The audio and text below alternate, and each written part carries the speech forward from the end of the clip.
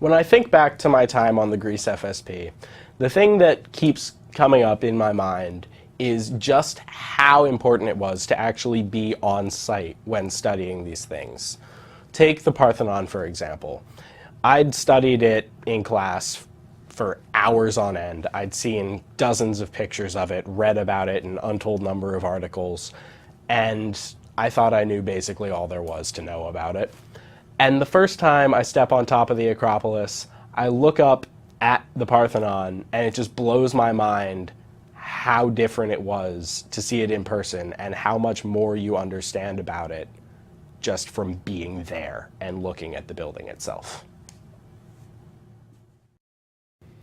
Hi, my name is Paul Christensen, and I'm a faculty member in the Department of Classics here at Dartmouth. And more importantly, I'll be the faculty member directing the Greece FSP in the spring of 2019. So what we're going to do is just provide you some basic information, that give you a sense of the way the program functions. This video will be about the nuts and bolts of the program, and then there'll be other videos linked in directly underneath this one, which give you a sense of the goals of the program. And then there'll be some students talking about reasons that you might want to go and reasons you might not want to go. And then some videos of them reflecting on their experiences, all from students who went on the last trip in the spring of 2017. So the basic ethos of the Greece FSP is to go see the stuff, to look at Greek material, culture, and history on the ground where it happened and where the material is. What that means in practice is we travel a lot. We spend the first week of the semester in the British Museum in London. And the reason we do that is some of the most important pieces of Greek material culture are in the British Museum, including, for example, the Parthenon sculptures. But while we're there, we also get to look at the material culture of peoples that lived in and around the Greeks and that had mutual influences with them, Egyptians, the Syrians, Romans, and that can be really helpful too. And there are amazing collections for all of those things. At the British Museum, we have great relationships with the curators there because we've been working with them for a long period of time, and they come out and show us the objects about which they know more than anyone in the world and take us down in the storerooms to see material which is not on display. That can be a great experience. And when we're done in London, we get on a plane, we fly to Athens, and we spend a few days getting you used to being in Greece and orienting you to Athens and seeing what's there, and then we start traveling. And we spend a lot of time traveling. Our goal is to see every major archaeological site in Greece and every major museum. So we'll see about 100 different sites and museums, and we travel all over the country from Crete all the way down south to the border all the way up on the northern edge and everything in between. And we also take 1 week out of the trip to go see Greek sites in a country other than Greece. So in the past, we've gone to Istanbul to see the Greek material there. The trip in 2017 went to Cyprus.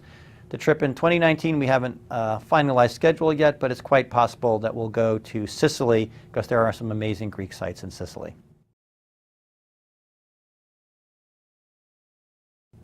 There's lots of other stuff to say, but before we talk about what we do, let's talk about what we don't do. I've run this trip for a long time, and one of the things I hear from a lot of students is a concern that they don't know ancient Greek or Latin and that they can't go on the trip, and that's just completely wrong. Because our focus is on material culture and history, it's great if you know ancient Greek or Latin, but it doesn't really make any difference. There's no requirement that you know anything, and it won't affect your performance in any way on the trip. So we're excited to have anyone on the trip who is excited about the material and how we're going to study it. Your training in the ancient language is not an issue. So just as a cap, before we move on and to talk about other issues in the other videos, just wanted to take a minute to say, I love teaching. This is a great job. I feel really privileged to be at Dartmouth and work with great students in the classroom.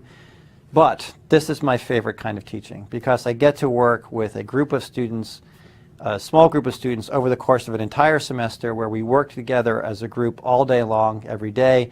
I get to know the students really well. I learn a lot from them. They learn a lot from each other. Just being in Greece and seeing the material firsthand is an extraordinary experience. I went on this trip. I'm an alum. I went on this trip in 1987. It was incredibly formative for me, and I've seen that happen for students over the years that I've run the trip, so it's one of my absolute favorite things to do. It can be an extraordinary experience in every way.